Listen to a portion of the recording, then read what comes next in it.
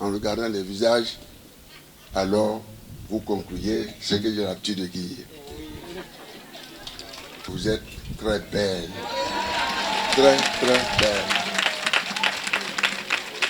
Aujourd'hui, j'ajoute que vous êtes la plus belle femme du monde. Ce culte d'action de grâce aujourd'hui, il faut s'en féliciter. C'est dans ce cadre-là que je voudrais remercier les promotrices de ce culte d'action de grâce et nos chers mamans qui ont su faire le déplacement pour rehausser ce culte-là. Il fallait le faire et continuer de le faire. Sortez même du cadre de la promotion internationale, parce que la promotion internationale de la femme, c'est vrai, on dit une journée. Si on pouvait en déclarer que tous les jours, il faut la promotion des femmes. Non seulement des femmes, le curé l'a encore dit, en quoi faisant une attention particulière en les impliquant. C'est vrai, si politiquement déjà, au niveau de l'Assemblée nationale, on a commencé, que ça bouge, nous ferons mieux encore, que cela se fasse dans toutes nos administrations, partout, tous les acteurs de la vie économique de notre pays.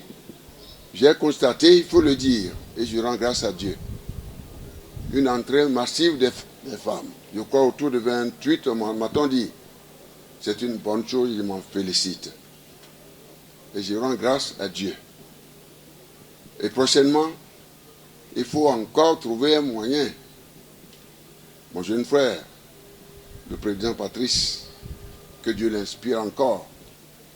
Et que, ensemble, dans le dialogue qui doit s'établir, nous puissions trouver une autre clé pour que nous progressions, comme cela se fait dans les pays qui ont réussi cette formule d'une promotion des femmes, parce qu'on ne peut pas parler de développement en les mettant à l'écart. Mais encore la question de la prière. La prière pour la nation. Nous avons besoin d'en faire des journées de grande prière pour mettre un terme à ce moment difficile que nous vivons. Questions liées à l'alimentation, des questions liées à la misère, à la pauvreté. Aujourd'hui, ces défis, il n'y a pas que ces défis au Bénin, seul, non, il faut le reconnaître. Ailleurs, mais nous pouvons mieux faire encore davantage s'il y avait une cohésion nationale. Donc, à ce titre-là, je continue de dire que nous devons aller ensemble. Et je profite de l'occasion pour féliciter tous ceux qui ont été élus. D'abord les femmes, quelle que soit leur formation politique. D'abord les formations du Parti démocrate. Quand on se réfère à l'histoire, à la vie qu'ils ont menée, et tant cela est extra de mes pensées aux autres députés, aux députés des autres formations politiques. Il faut dire que l'hémicycle, pour nous, qui est le cœur de notre démocratie, avec l'arrivée de ces démocrates, je demeure persuadé que le peuple gagnera. Car dans une nation, il faut la mouvance, il faut l'opposition. Nous allons cesser de dire maintenant une assemblée monocolore. Il faut, merci beaucoup de bien. C'est un grand événement, même si on dit que oui, voilà, ils sont une minorité, et je crois qu'ils ont coutume de le dire. La minorité, la démocratie, elle n'est pas que l'affaire de la majorité. La démocratie tient compte, doit intégrer également la dimension de la minorité. Car il s'agit de réfléchir ensemble sur le devenir de notre nation. Et je crois, ma prière ce jour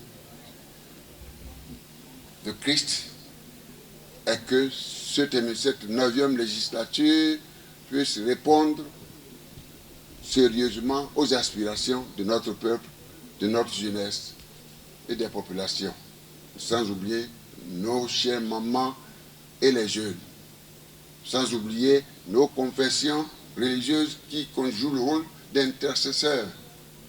et qui prie, qui prie. Tout le monde doit jouer le rôle d'intercesseur maintenant là où nous sommes. Parce qu'on ne peut rien sans Dieu. Nous n'avons aucune force.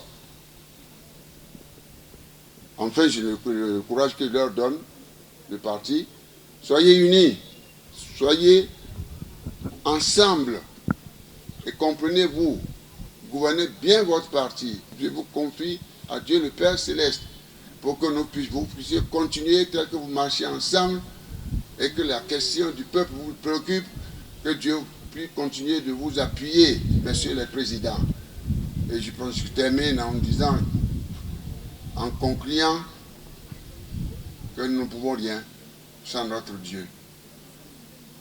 Alors donc, je pense, ce qui nous renvoie toujours à la considération, la prise en compte de l'importance de nos églises, de nos mosquées et d'autres confessions qui ont mis Dieu au cœur de leur vie, l'alpha et l'oméga.